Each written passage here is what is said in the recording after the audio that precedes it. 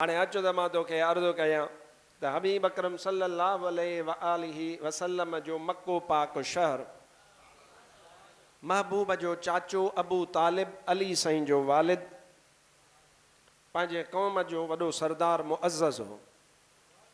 ख़ानदान जी पग उन जे मथां आई।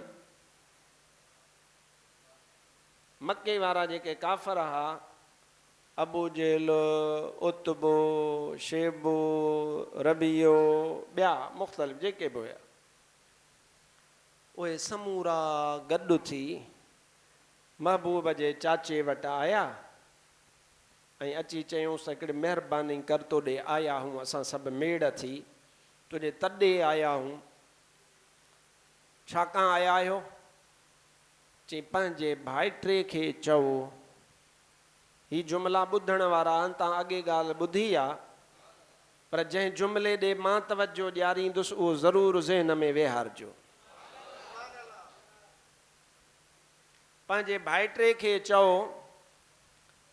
त असांखे असांजे दीन ते छॾे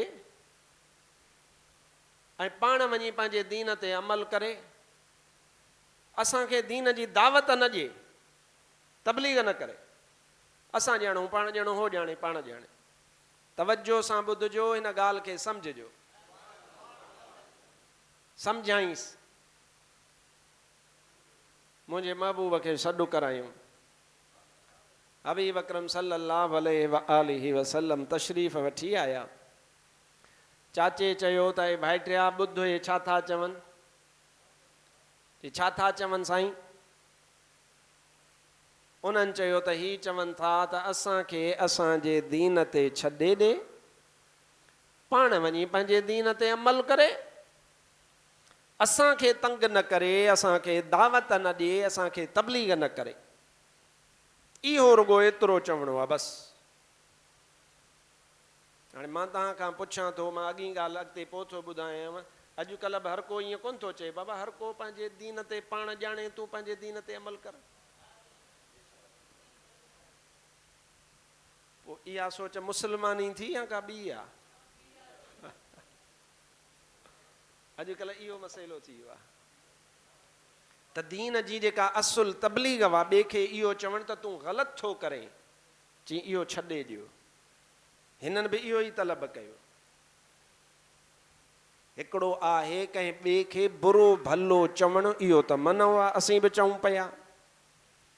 ॿिए सां फ़िरके वारियत जी अहिड़ी ॻाल्हि करण जो, हुननि जे वॾनि खे बुछड़ो चवणु, गार ॾियणु, गंद करणु, इहो त असीं बि चऊं पिया।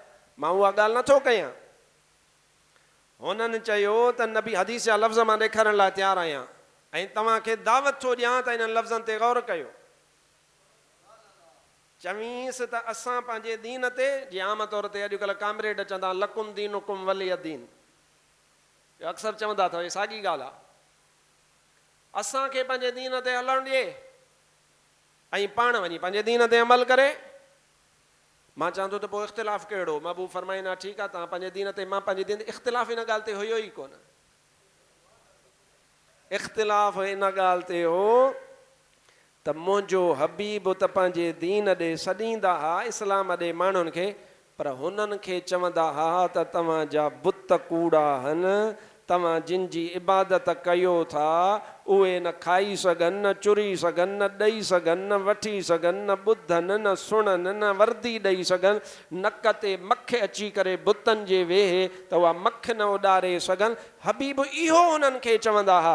पंहिंजे पंहिंजे दीन ते हलण वारो इख़्तिलाफ़ पंहिंजी जॻह ते, पर असुलु हुननि खे चिड़ ऐं कावड़ इहा आहे त मुंहिंजे महबूब खे चयो वञे त हज़रत हबीब अकरम असांजे महबूदनि जे लाइ, महबूब त ग़लति बि कोन ॻाल्हाईंदा हुआ, हबीब त इहो ई चवंदा आहिनि त इहे बातिल आहिनि। इन जो मतिलबु आहे त मुंहिंजा भाउ अदीद, असुलु मसइलो लकुम दीनुकुम वलिय दीन जो न आहे। असुलु मसइलो हीअ आहे त पंहिंजे दीन ते अमल त कर, सभु का ॿकरी पंहिंजे पाए टंगबी वारे चकर खे छॾ ऐं बीही करे सरे आम चओ त इस्लाम सचो दीन आहे, इन खां सवा ॿिया सभु धर्म कूड़ा आहिनि, असुलु जहिड़ो इन में आहे। ऐं सरे आम चओ चओ चओ त अक़ीदो जेकॾहिं सचो आहे त सुन्नत जमायत या रसूल अल्लाह वारनि जो सचो आहे, ॿिया सभु कूड़ा आहे। इख़्तिलाफ़ इन ॻाल्हि में।